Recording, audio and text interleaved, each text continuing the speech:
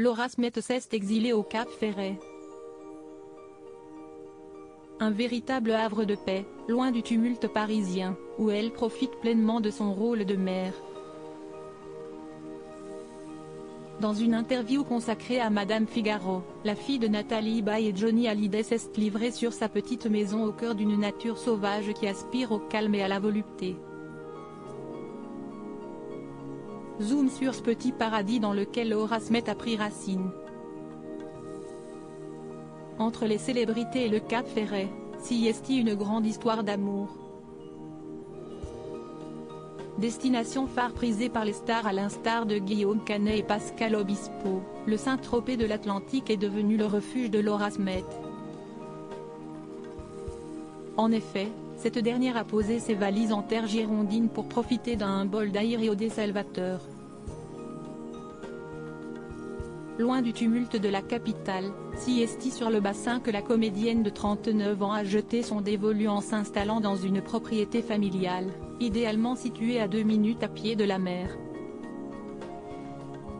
Et l'air iodé du littoral a du bon à en croire la mine radieuse que la comédienne a affichée lors de cette 76e édition du Festival de Cannes.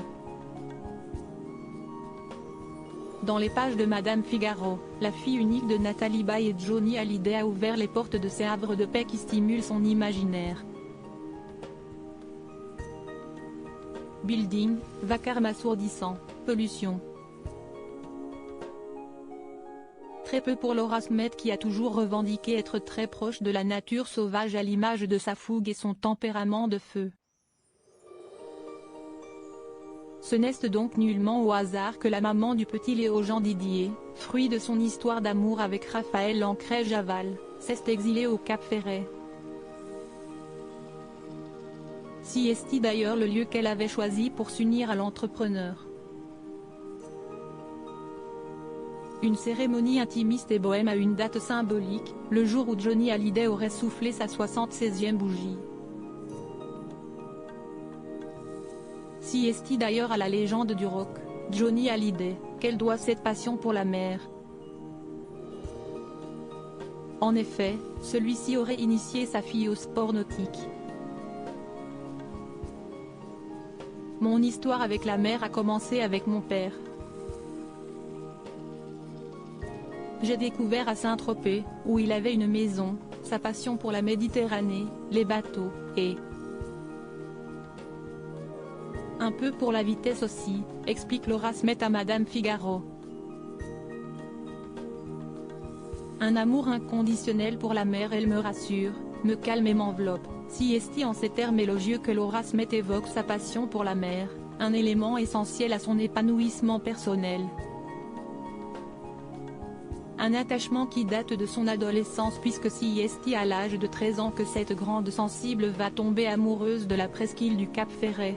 Je suis tombée sous le charme du Cap Ferret et de la famille de Benoît Bartherotte, un styliste et homme d'affaires qui œuvre pour la protection du littoral. Ce défi de taille ne fait pas peur à la sœur cadette de David Hallyday.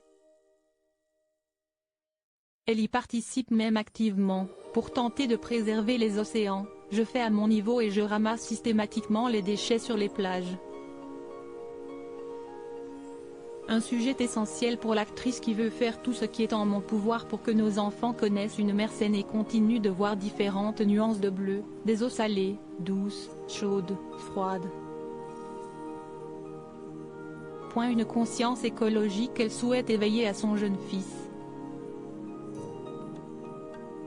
Et il semblerait que cette connexion avec la nature et cette passion pour l'océan se transmettent de génération en génération.